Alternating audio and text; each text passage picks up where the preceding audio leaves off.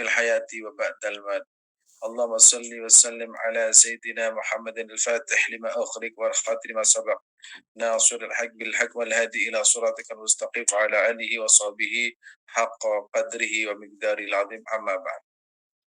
Alhamdulillah, bersyukur kita semua kepada Allah Subhanahu wa taala atas segala nikmat dan karunia-Nya. Kita berjumpa lagi dalam keadaan sehat walafiat, sehat jasmani dan rohani, insyaallah juga sehat ekonomi, dan insyaallah keluarga kita juga senantiasa sehat mendapat curhat rahmat dari Allah Subhanahu wa taala. Barokah dari sholawat yang kita baca setiap saat dan setiap waktu, dan mudah-mudahan kita semua kelak dikumpulkan dengan baginda Rasulullah sallallahu alaihi wasallam. Amin ya rabbal alamin. Sholawat beserta salam tetap tercurah kepada junjungan kita Nabi Muhammad sallallahu alaihi wasallam, panutan dan junjungan kita. Mudah-mudahan kita semua kelak mendapat syafaatnya. Amin ya rabbal alamin. Bapak Ibu yang dirahmati Allah Subhanahu wa taala, ini kelanjutan dari sholawat, dan insya Allah minggu depan sudah kita masuk pada mukhtasar ya, kitab Ihya Ulumuddin. Nah, hari ini saya akan membahas tentang tempat atau waktu yang dianjurkan membaca sholawat. Ya, tempat dan waktu yang dianjurkan membaca sholawat. Sholawat itu ada dua, yaitu sholawat mutlak dan sholawat muqayyad.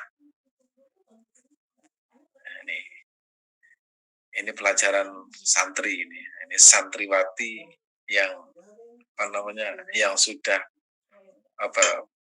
pelajaran bagi ibu-ibunya santri, nenek-neneknya santri. Nah, jadi sholawat itu ada dua, sholawat muqayyad dan sholawat mutlak.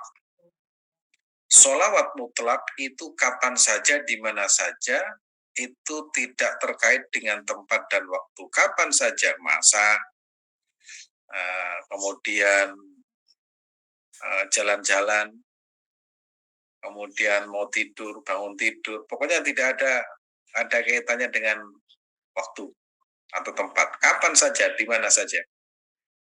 Tentu saja tidak di kamar mandi ya. Bisa sedang masak, mencuci, ya, bisa menjemur, ya, bisa berangkat ke pasar, yang naik sepeda, bisa nyetir, mau berangkat kerja, itu namanya mutlak kapan saja. Yang kedua yaitu membaca sholawat yang kaitannya dengan waktu, tempat, itu namanya sholawat muqayyad. Muqayyad itu artinya apa? Muqayyad itu artinya itu terikat. Ya, terikat.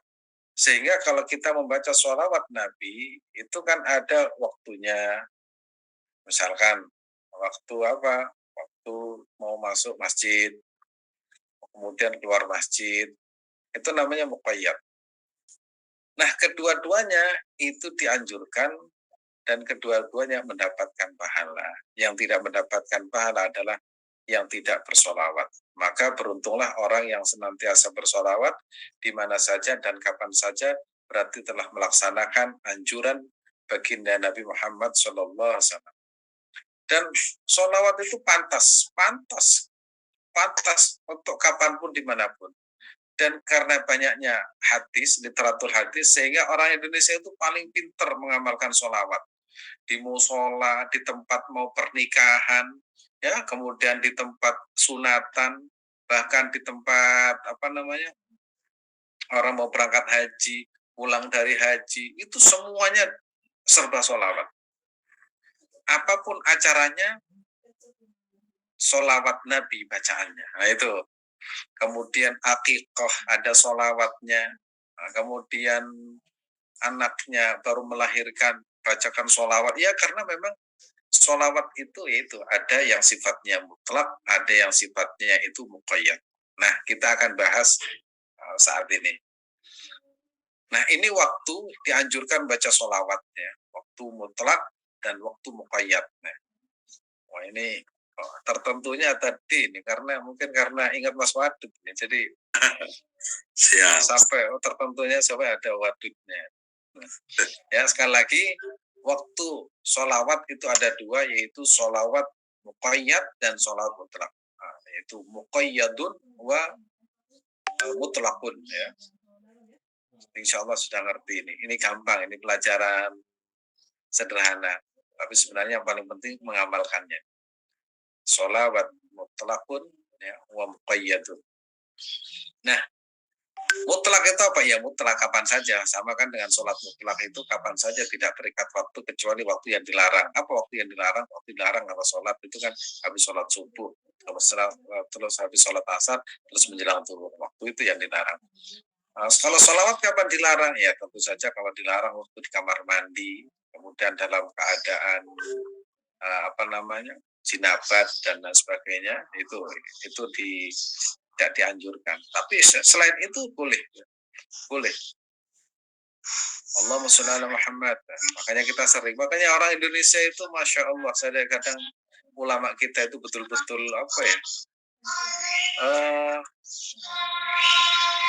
pinternya itu kelewatan.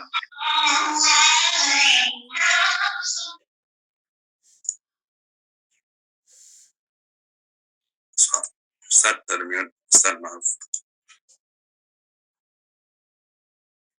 Jadi mengajarkan sholawat kepada umat itu kadang berbagai cara dan dengan berbagai kondisi.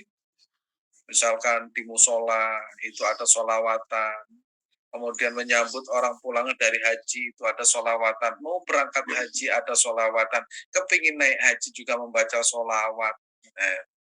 Kemudian ada sunatan baca sholawat, sembuh juga sholawatan, bahkan ada mau menikah juga sholawatan, menempati rumah baru juga baca sholawat. Pokoknya sholawat itu sudah luar biasa.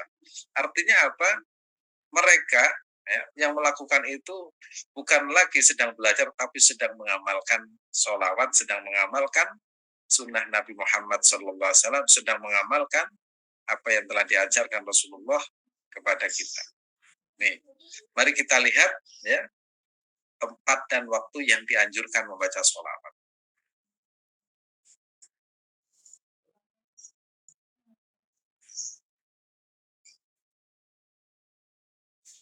Nah, ketika rampung azan, nah ini penting ini, makanya kalau sudah ngaji seperti ini manfaatnya banyak dan berkahnya banyak.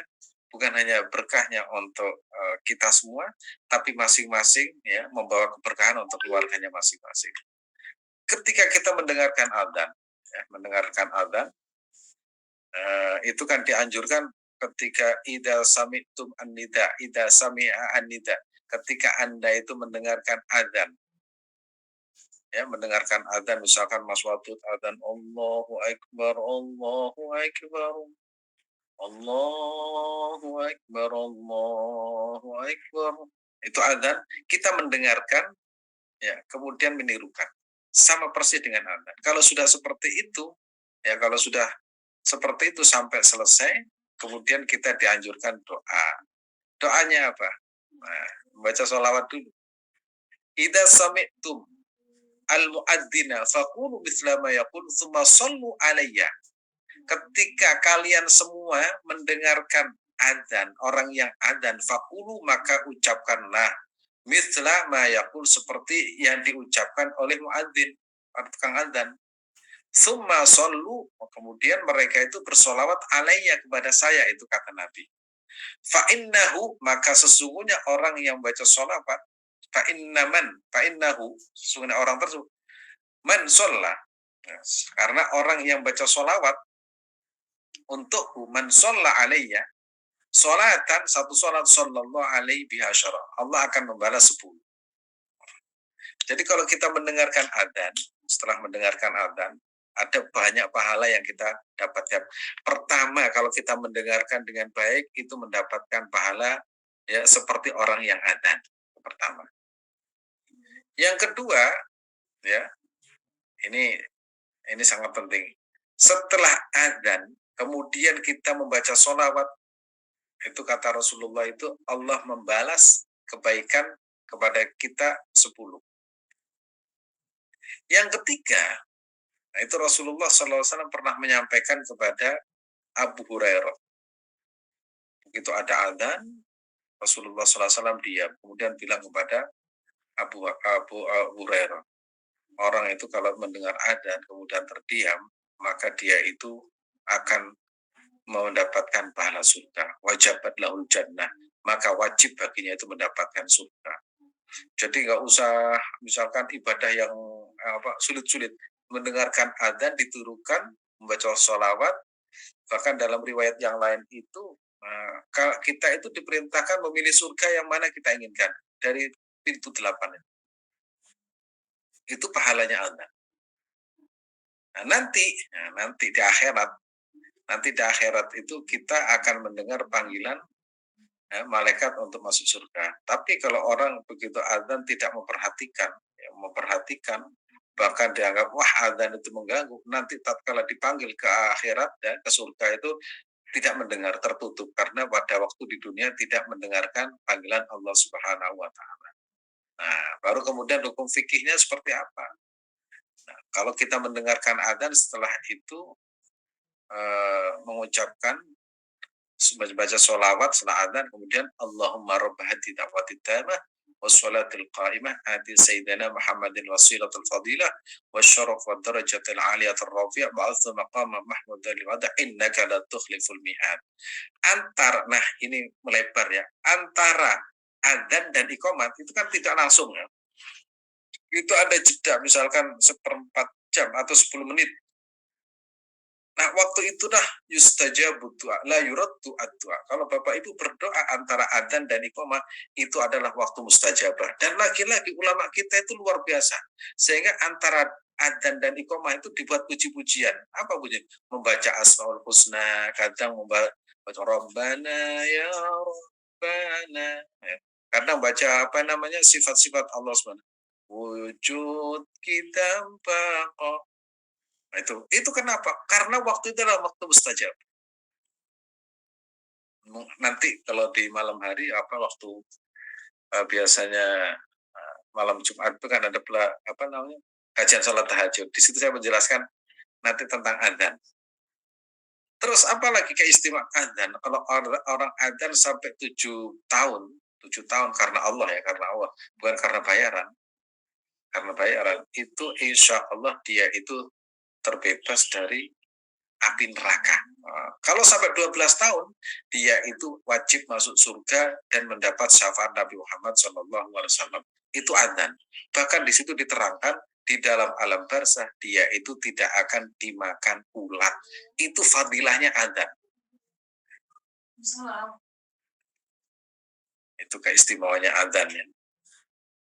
Dan insya Allah setelah ini kita rajin baca sholawat setelah adzan ya. Idza sami'tum al-mu'adzina faqulu mithla ma yaqul thumma sallu alayya fa innahu man shalla alayya salatan sallallahu alaihi biha asyara. Apabila kalian mendengarkan muadzin adzan, jawablah adzannya seperti ya diucapkan ya seperti biasa. Kemudian bacalah sholawat untukku, karena orang yang baca sholawat untukku sekali maka Allah akan memberikan sholawat untuknya 10 kali. Pertanyaannya begini,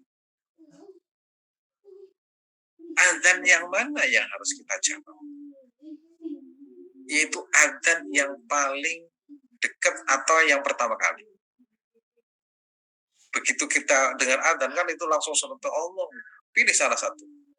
Sehingga adzan yang kedua, ketiga itu sudah hukumnya tidak seperti yang pertama, alias tidak wajib. Tapi anjurkan begitu adzan, aktivitas itu berhenti sejenak lah. Ya, berhenti sejenak. Ini. Di sini baca sholawat setelah adzan. Allah setelah itu ya, setelah dengar adzan, Allahumma sholli ala Muhammad, Allahumma sholli ala sayyidina Muhammad, kama shallaita ala sayyidina Ibrahim wa ala sayyidina Ibrahim fil alamin innaka Hamidul Majid. Atau hanya yang pendek Allahumma sholli wa sallim ala sayyidina Muhammad, langsung Allahumma rabb hadhihi da'wati tammah was salatil qa'imah ati sayyidina Muhammadin wasilatal fadilah wasyarafa wad darajatal aliyatar rafi'ah wab'athu maqaman mahmudan liwa'addah innaka la tukhliful mi'ad birahmatika ya arhamar rahimin. Alhamdulillah kita sudah diajarkan oleh guru kita dan sudah hafal. Kalau yang lupa ya dihafalkan lagi. Terus lanjut.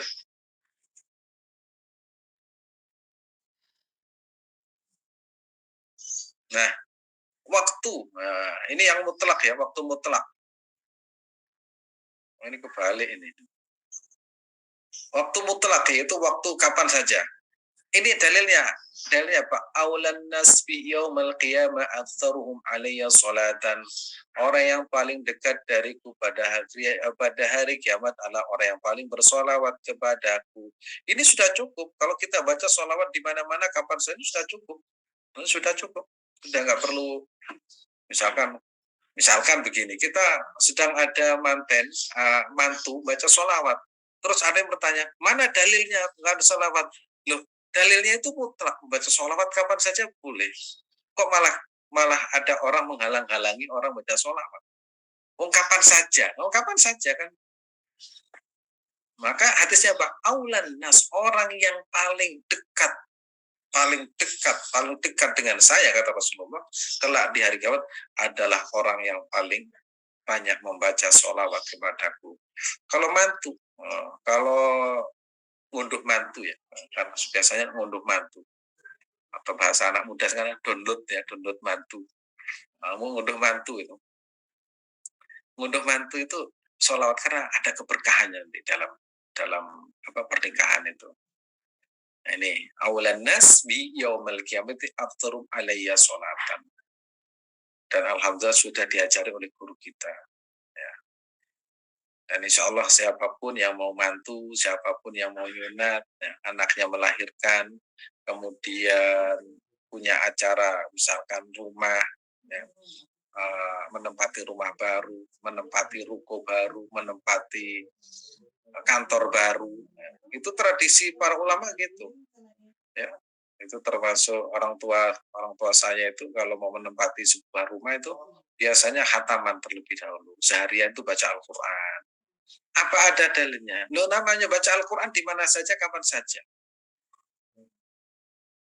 Kemudian baca sholat kapan saja, itu namanya mutlak. Terus lanjut.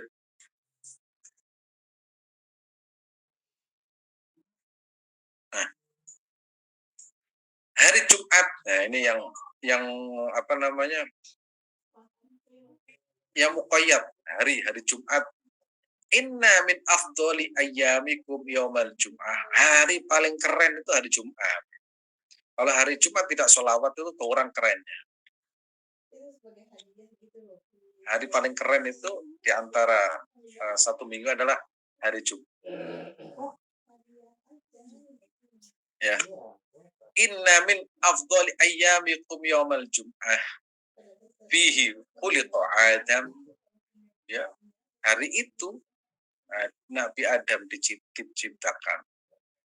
Fa'aksiru as-salata, fa'aksiru alayya minas salat, fa'aksiru perbanyaklah kepadaku membaca sholawat. Fa inna salatakum ma'rudatun alayya. Dan khusus hari Jumat itu kita diajurkan dan sholawat itu ditampakkan. Jadi misalkan Mas Wadud membaca sholawat pas hari Jumat. Sholawat apa saja? Nanti siapanya yang sudah saya tulis ya, dengan misalkan Allahumma sholli wa sallim ala sayyidina Muhammad. Maka sholawat itu ditampakkan kepada Nabi dan itu jelas. Ini dari Mas Wadud, ini dari misalkan ini dari Abdul Azim, ini dari Om Sol. Itu kelihatan bahwa ini sholawat Nabi itu mengenali satu persatu siapa yang baca sholawat. Oleh karena itu kalau kita baca sholawat hendaknya ini anjurannya dalam keadaan bersih, ya, dalam keadaan berbaju bagus, kemudian hatinya itu nyambung dengan lisannya, kemudian dalam keadaan wangi, sehingga saya kadang mengilustrasikan itu ibarat kue kalau dikirimkan kepada Nabi itu utuh, bagus, utuh. Tapi kalau kita membaca sholawat satu misalkan ya, kondisinya itu nggak wudhu misalkan, kemudian dia sedang ngantuk sambil ngiler ya, meneteskan air dari itu ibarat kue itu ketika sampai kepada Nabi ya kenal Nabi ini, oh ini kue dari misalkan, tapi keadaannya penceng atau bau. Tapi kalau kita dalam keadaan sehat, ya, dalam keadaan terjaga, hati dan pikirannya hidup dalam keadaan itu ibarat sholat itu sempurna sampai kepada Nabi Muhammad SAW. Sehingga para ulama mengajarkan kepada kita selalu suci dalam kondisi apa? Karena apa? Begitu membaca sholawat itu sampai kepada Nabi Muhammad SAW. Terus kalau dalam keadaan suci apa tidak boleh? Ya tetap boleh, ya tetap boleh. Tapi kalau kita melihat, ya hendaknya memang memberikan yang terbaik. Ini apa namanya? Di hari Jumat itu setiap sholawat yang terucap dari umatnya itu sampai kepada Nabi, dan Nabi itu mengetahui dan mengenali satu persatu sholawat yang diucapkan dari umatnya di mana saja berada. Bisa jadi orang yang di Madinah tidak dikenali oleh Nabi karena tidak bersolawat. Bisa jadi yang rumahnya di pinggiran kota Papua itu lebih dekat dengan orang Madinah karena hatinya dekat dengan Nabi Muhammad, yaitu dengan senantiasa membaca sholawat. Karena tadi itu orang yang paling dekat denganku adalah orang yang paling banyak bersolawat kepadaku. Bisa jadi orang Mekah jauh dari Rasulullah, bisa jadi orang Indonesia itu orang yang dekat dengan Nabi karena tak pernah berhenti 24 jam bersolawat kepada Nabi Muhammad Sallallahu Alaihi Wasallam. Itu namanya fa inna sholatakum ma'rudatun alayya. Sesungguhnya sholawat kalian ditampakkan kepadaku. Hadis yang lain diterangkan begini. Lantas sahabat bertanya, ya Rasulullah, kaifa tu'radu sholatuna? Bagaimana mungkin sholawat kami ditampakkan kepada engkau, ya Rasulullah? Ya, waqad alimta, engkau telah wafat, ya Rasulullah. Nah, di situ ada keterangan lain. Inna Allah harrama 'alal ardi an taqula ajsadal anbiya. Ketahuilah sesungguhnya bumi itu mengharamkan makan jasad para nabi. Sesungguhnya Allah itu telah mengharamkan bumi memakan jasad nabi, sehingga Rasulullah dan para nabi yang lain itu insya Allah jasadnya utuh. Karena itu utuh itulah ada usaha untuk mencuri jasad nabi dan berkali-kali tapi selalu gagal. Dan alhamdulillah Nabi itu ketika hidupnya dijaga oleh Allah dan ketika matinya pun sudah tetap dijaga oleh Allah Subhanahu wa ta'ala. Ketika Rasulullah hidup memberikan syafaat kepada umatnya, ketika Nabi telah pergi juga memberikan syafaat kelak kepada umatnya.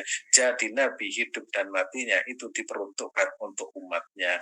Maka beruntung sekali kita punya Nabi Muhammad yang insya Allah mengenali kita karena sholawat kita, dan kelak akan disambut karena banyaknya sholawat kita kepada baginda Rasulullah Shallallahu Alaihi Wasallam. Lanjut.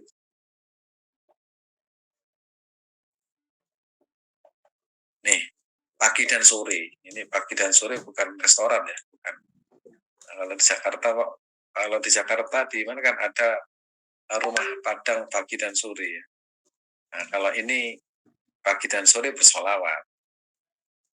Mungkin itu juga mengambil dari topik ini ya, pagi dan sore. Nah, rumah Padang. Man shalla alayya hina yusbih.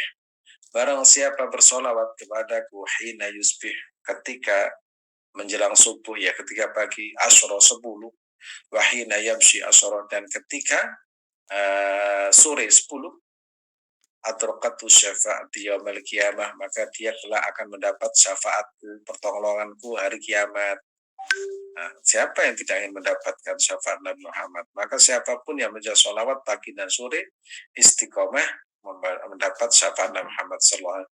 Bagaimana caranya? Guru saya namanya Syekh Muhammad Bashir Abdul Amin mengajarkan kalau pagi itu membaca 100 sholawat, kalau sore 100, pagi dan sore 100, pagi dan sore 100. Itu. Bagaimana caranya? Ya, pokoknya baca 100, entah sama nyetir mobil atau sama jemput istrinya atau jemput anaknya atau jemput suaminya di jalan itu baca sholawat Allahumma sholli ala Muhammad, Allahumma sholli wa sallim ala Muhammad, Allahumma sholli wa sallim ala Sayyidina Muhammad, atau membaca yang agak panjang Allahumma sholli ala Sayyidina Muhammad kama shollaita ala Sayyidina Ibrahim wa ala Sayyidina Ibrahim fil alamin innaka Hamidum Majid, atau yang lebih panjang Allahumma inni as'aluka bi nuri wajhil azim, atau yang lebih panjang ada Yang paling pandai sallallahu alaihi Muhammad.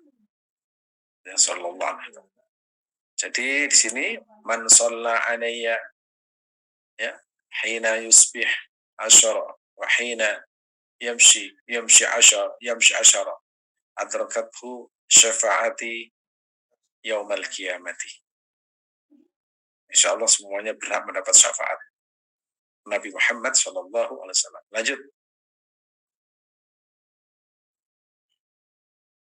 Ketika dalam majelis. Nah, ini kita kalau di halayak umum di masyarakat Indonesia itu habis ada pertemuan ya, habis rapat, kemudian habis ada kondangan itu biasanya mengakhiri mau membubarkan diri, misalkan Allahumma sholli ala Muhammad, itu tandanya sudah selesai.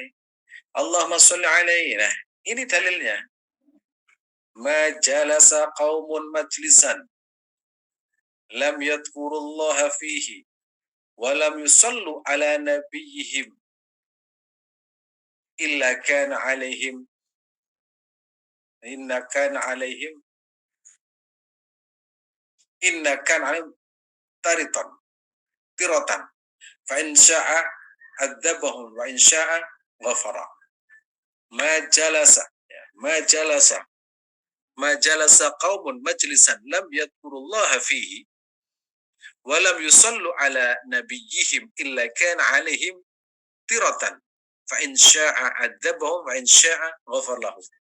Jika ada sebuah kaum atau kelompok atau komunitas yang duduk bersama bisa saja duduk makan di warung kopi, ngobrol atau rapat. Karena di sini tidak dijelaskan majelis itu apa. Bisa pokoknya majelis taklim, atau kalau dulu majelis taklim itu harus datang. Kalau sekarang kan tidak harus datang.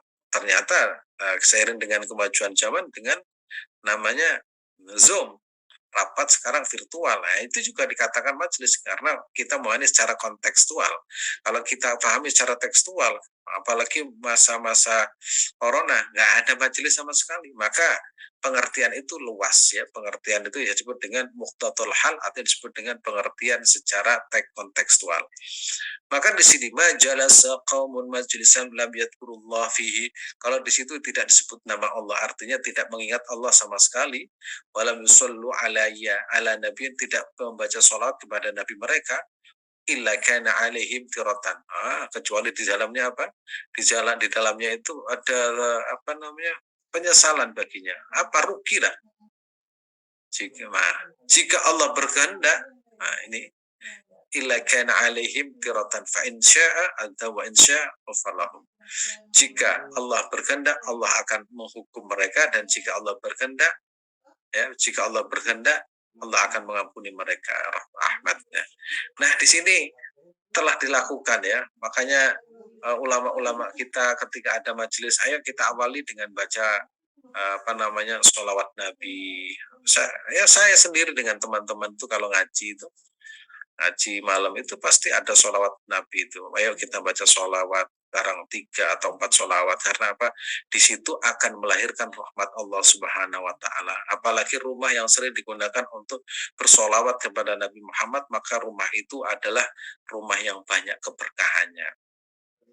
Ini pokoknya kalau ada majelis, misalkan termasuk undang orang untuk tasyakuran, ngundang orang untuk tasyakuran haji, ngundang orang untuk menempati rumah baru, ngundang rumah untuk menempati ruko baru atau pabrik baru atau mobil baru, disolawati mobilnya itu, biar mobilnya itu berkah. Artinya berkah itu insya Allah aman, insya Allah dihindarkan dari berbagai masalah, dihindarkan dari berbagai ujian, dihindarkan dari berbagai kecelakaan. Makanya itu mobil berkah insya Allah. Ya, mudah-mudahan diridhoi oleh Allah Subhanahu wa Ta'ala. Nah, seperti ini nanti kita mengakhiri baca sholawat. Kita memulai baca sholawat dan mengakhiri juga dengan baca sholawat kepada Nabi Muhammad Sallallahu Alaihi Wasallam. Terus lanjut.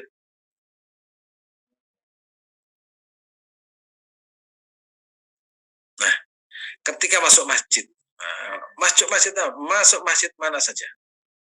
Masjid kecil besar, Masjidil Haram atau masjid, pokoknya masjidnya. Masjid entah itu di Masjidil Haram, Masjidil Nabawi, Masjidil Aqsa, Masjid Istiqlal, masjid di kampung yang yang karpetnya itu bau, itu sama. Nggak ada perbedaan. Misalkan ini masjidnya banyak kutunya, misalkan kita nggak bersolawat, nggak bisa. Pokoknya semua masjid. Ya, ketika dakhala masuk siapa ahadukum salah satu di antara kalian masuk al-masjid, masuk masjid, falyusallim ala nabi sallallahu alaihi wasallam. Allahumma salli wa sallim ala sayyidina Muhammad. Baca salawat. Nah, ini kalau di Masjidil Haram ya, di Masjidil Haram ya, di Masjidil Nabawi ini sebenarnya tulisan ini itu cuplikan dari kitab yang saya tulis, yaitu Adabuz Zairin fi fi ziarati Sayyidil Mursalin.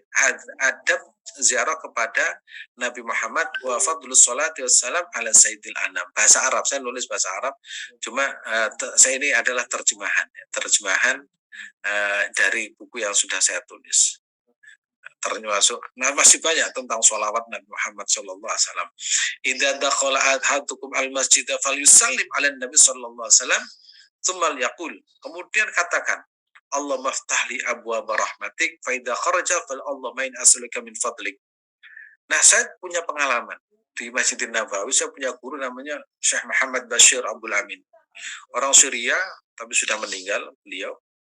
Tapi kapan hari waktu saya di Madinah, putranya saya telepon dan mengangkat dan menemui saya di Masjidil Nabawi. Beliau itu pernah berkata begini, kamu kalau mau masuk Masjid Nabawi, begini caranya, sendalnya dilepas, kaki kanan masuk terlebih dahulu, setelah itu jangan sholat 2 rakaat kecuali kamu telah mengucapkan salam kepada Nabi Muhammad Sallallahu Alaihi Wasallam. Waktu itu saya masih kuliah. Kemudian saya waktu masuk mau sholat 2 rakaat. La tusalli qabla an tusallim ala Rasul.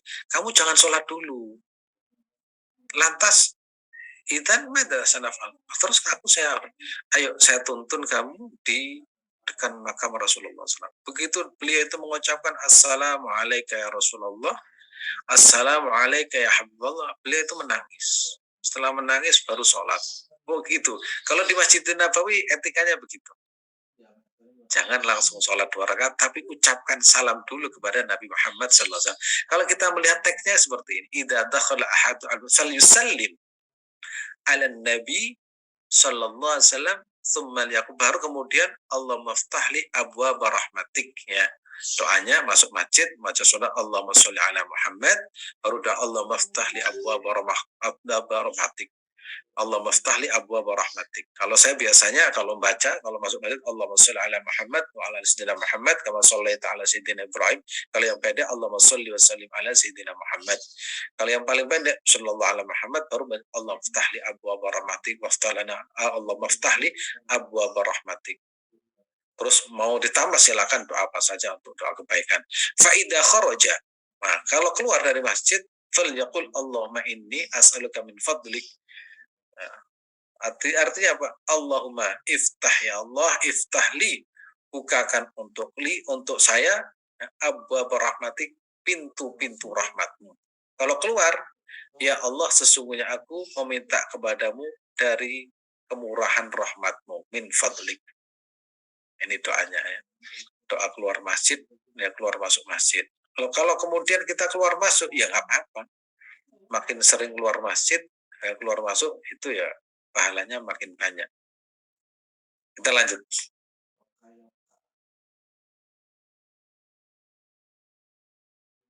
Nah, ketika hendak meninggalkan majelis, ini meninggalkan, kalau tadi di majelis, ini meninggalkan. Dan ini dilakukan oleh guru-guru kita kalau dalam acara-acara haul, acara-acara apa saja itu. Jadi ini mengajarkan Sami'tu Sufyan bin Sa'id mala ahsa idza arada al-qiyam yaqulu sallallahu wa malaikatu ala Muhammadin wa ala anbiya Allahi ala anbiya illahi wa malaikati. Aku mendengar Sofyan bin Sa'id berkali-kali sampai tidak bisa kuhitung, ya, mala akhsi. Apa setiap beliau hendak meninggalkan masjid, beliau membaca semoga sholawat Allah dan para malaikatnya tercurah untuk Muhammad kepada para nabi dan malaikatnya. Nah, jadi kita baca sholawat Allah sudah nggak terhitung jumlahnya. Makanya tadi itu yang pertama itu paling banyak, orang yang paling dekat denganku adalah orang yang paling banyak bersolawat kepadaku. Sampai seorang ulama itu tidak terhitung jumlahnya dalam membaca solawat kepada Nabi Muhammad Shallallahu Alaihi Wasallam.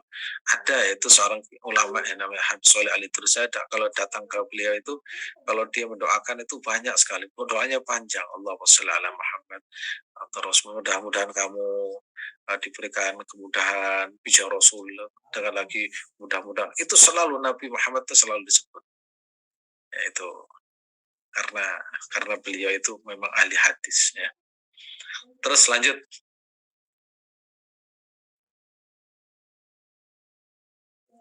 Nah, ini ya, ini ada seorang apa namanya?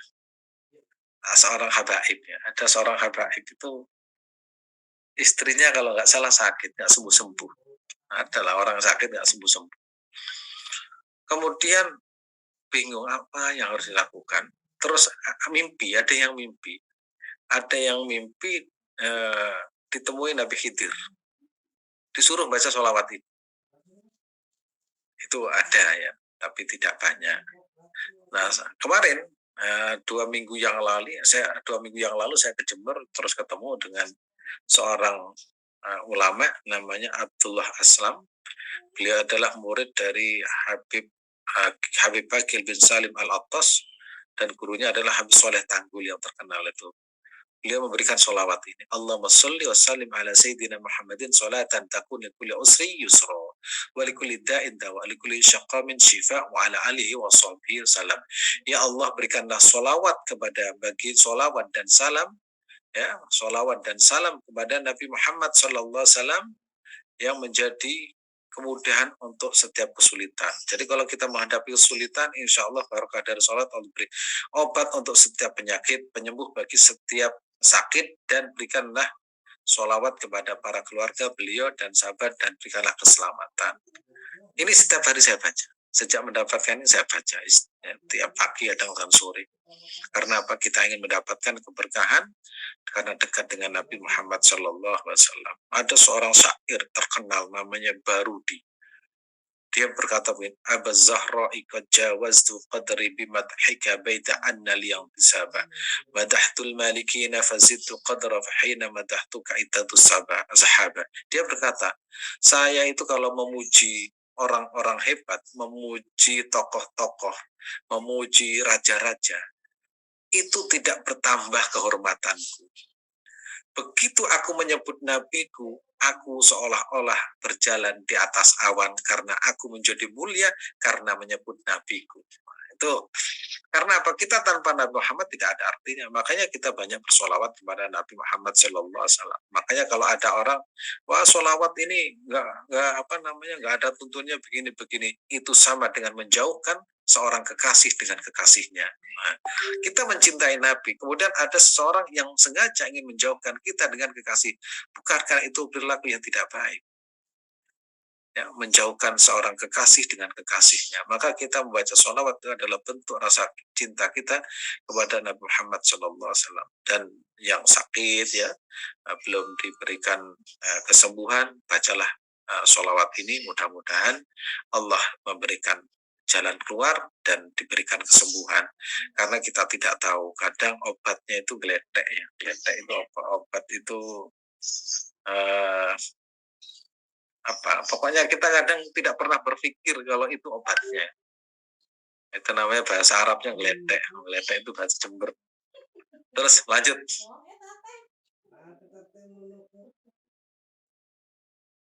Nah, ini agar terhindar dari ta'un. Ta'un itu ya bagebluk. Ya, zaman dulu namanya ta'un, kalau sekarang itu bagebluk. Ya, bagebluk itu zaman bahula. Kalau sekarang itu wabah, ya. wabah itu penyakit yang secara kolektif menyerang. Nah, itu namanya wabah. Kalau kita kenal ada Ebola, kemudian ada antrak ya. Kemudian yang sekarang ini ya corona. Dulu ada kolera, ada flu burung, flu babi ya. Nah, itu wabah ya, kalau bahasa Arab itu taun. Nah, atau sekarang itu pandemi. Kalau pandemi sudah ditaklukkan menjadi endemi. Kemudian bacanya Allahumma sholli wa sallim ala sayyidina Muhammadin wa ala ali sayyidina Muhammad salatan tadfa'u an-nabi at-ta'na wa ta'un wa sa'ira anwa'i bala'iyakun ya Allah ya man amara bainal kaf wa nun wa ala ali wa sahbihi wa sallim. Ya Allah, limpahkan rahmat dan keselamatan kepada junjungan kami Nabi Muhammad sallallahu alaihi wasallam dan keluarganya. Yang dengan rahmat itu ya, kita mohonnya kepada Allah. Engkau ya Allah menolak dari kami tokna. Tokna itu apa? Tokna itu artinya celaan, fitnah, tusukan, tikaman, pencemaran nama baik. Pokoknya yang seperti itulah. Ada orang yang iri kepada kita, orang iseng, tapi iseng yang buruk kepada kita. Ada lagi yang tidak baik lah, punya niat tidak baik kepada kita. Dan semua macam bahaya yang terjadi. Nah, termasuk itu at-taun, wabah, pandemi, dan dari semua macam mara bahaya yang akan terjadi. Wahidat yang memerintahkan antara kaf dan nun serta berkahilah dan salam untuk keluarga dan sahabat-sahabatnya. Ini juga saya baca. Nah, itu ada cerita menarik itu dari Habib Soleh Tanggul ya. Di sebuah daerah itu, ini saya dapat cerita dari kiai saya, ada di sebuah daerah itu ada wabah, ya, ada wabah. Nah, itu kalau dikasih air, kalau ada orang sakit dikasih air itu sembuh, dikasih sembuh. Akhirnya banyak yang datang kepada Habib Soleh ini, Habib Soleh Tanggul ini. Akhirnya Habib Soleh itu ya sudah, kertas ini tolong ya dimasukkan di kolam di jeding atau apa, itu nanti diminum semua di situ. Nah, kemudian dibuka katanya tulisannya itu. Begitu dibuka itu isinya apa? Selamat tinggal wabah. Nah, cuma tulisannya selamat tinggal wabah. Sembuh semua. Ya karena yang nulis itu wali. Kalau kita nulis walaupun fase ya enggak, karena kita enggak nyambung dengan Allah Subhanahu wa taala. Itu kalau yang nulis wali itu ya seperti itu. Ada lagi cerita. Ini cerita ya wali Kiai Khalil Bangkalan. Kan ada pencuri itu. Ada pencuri tiap hari itu tetangganya kehilangan.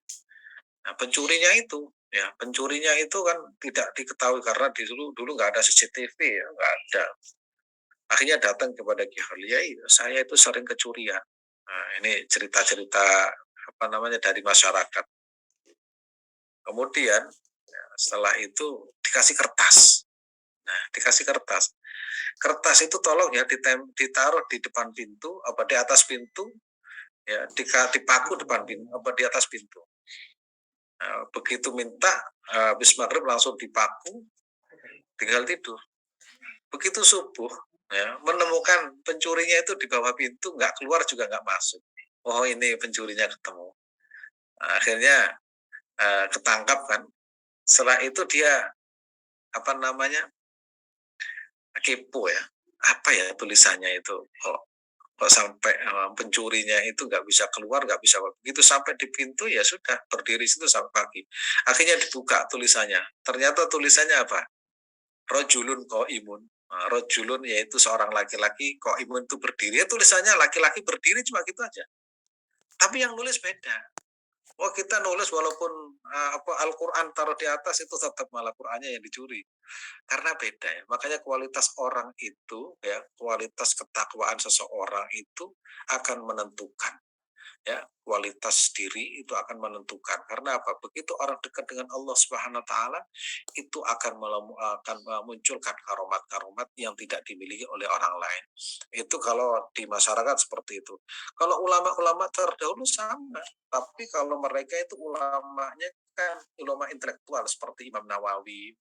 Ada orang menulis kitab itu hanya satu malam. Kok bisa? Ya bisa karena itu dapat anugerah dari Allah Subhanahu wa taala yang disebut dengan ilmu laduni. Ada orang nulis kitab itu satu malam, namanya kitab Nurul Dolam. Nurun itu cahaya, dolam itu pada kegelapan. Jadi semalam itu selesai. Kita nulis disertasi sampai 1 tahun, 2 tahun, 4 tahun sampai ini satu malam. Termasuk Imam Bukhari, kalau ulama Indonesia namanya Syekh Abdul Somad Al-Falebani, ya, itu kemudian Syekh Nawawi Al-Bantani, Syekh Mahfud At-Turmusi, itu orang-orang yang dekat dengan Allah Subhanahu wa taala, tapi mereka keramatnya dalam bentuk karya ilmiah. Kalau di masyarakat kan keramatnya yaitu ada yang sakit dikasih air sembuh. Ya tulisannya karena berdekat dengan Allah Subhanahu wa taala. Hatinya bersih, selalu husnudzon kepada Allah Subhanahu wa taala. Jadi insya Allah sholawat ini kita baca dengan niat mendekatkan diri kepada Nabi dan mudah-mudahan ya kalau sakit mudah-mudahan diberikan kesembuhan, kalaupun ada masalah mudah-mudahan Allah berikan jalan keluar, kalau kemudian belum dapat pekerjaan mudah-mudahan barokah salawat juga diberikan pekerjaan yang halal. Terima kasih, saya kembalikan kepada Mas Wadud.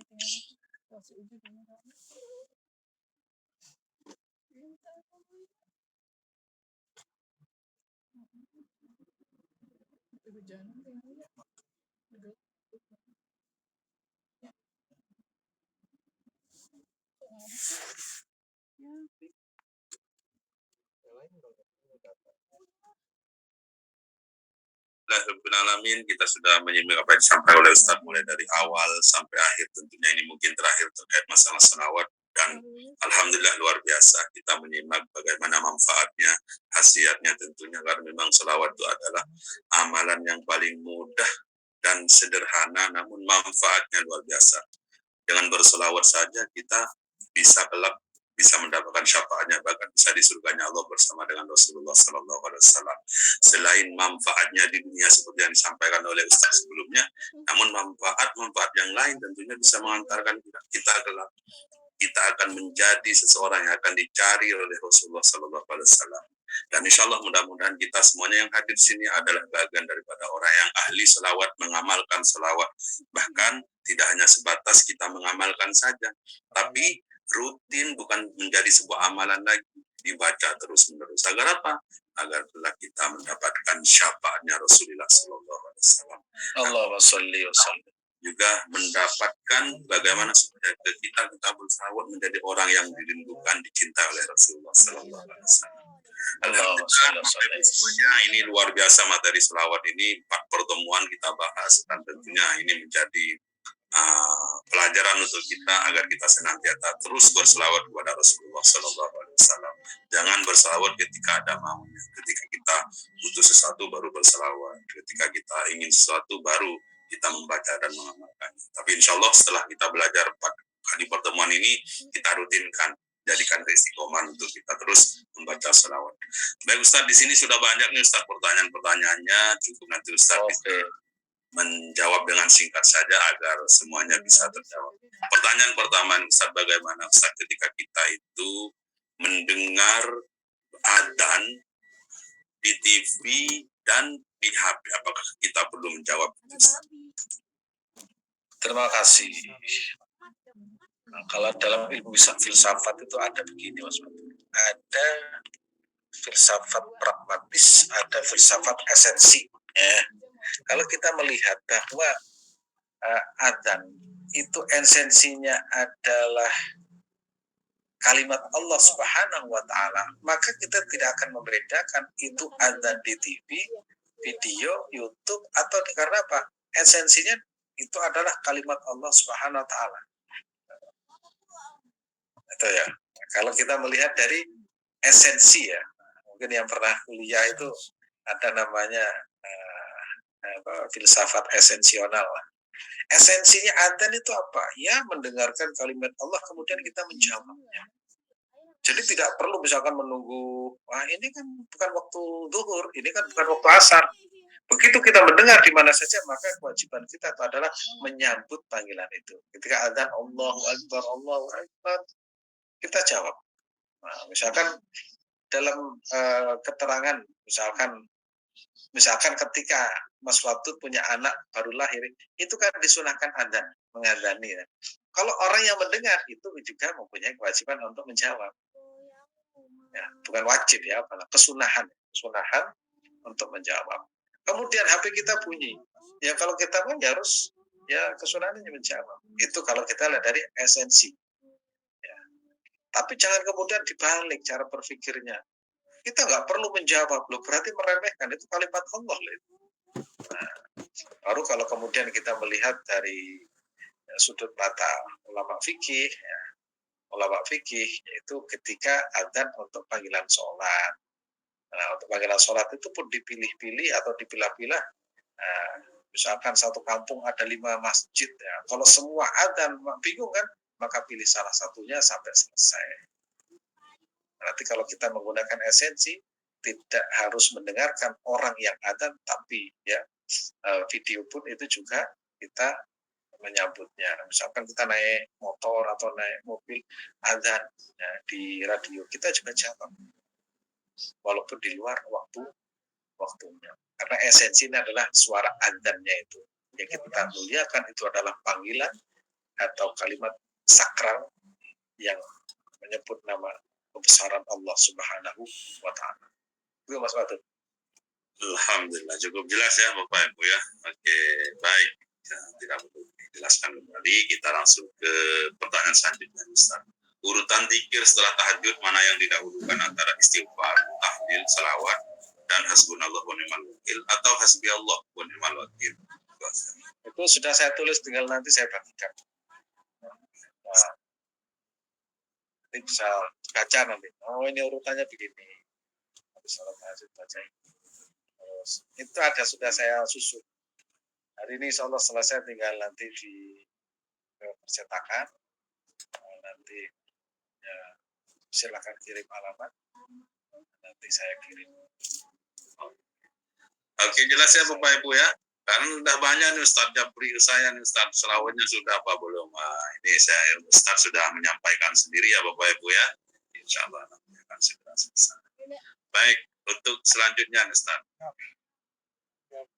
Kalau misalkan Ustaz, kan ya, tadi bicara esensi. Kalau misalkan ada adzan di HP dan di samping kanan kirinya itu bagaimana Ustaz?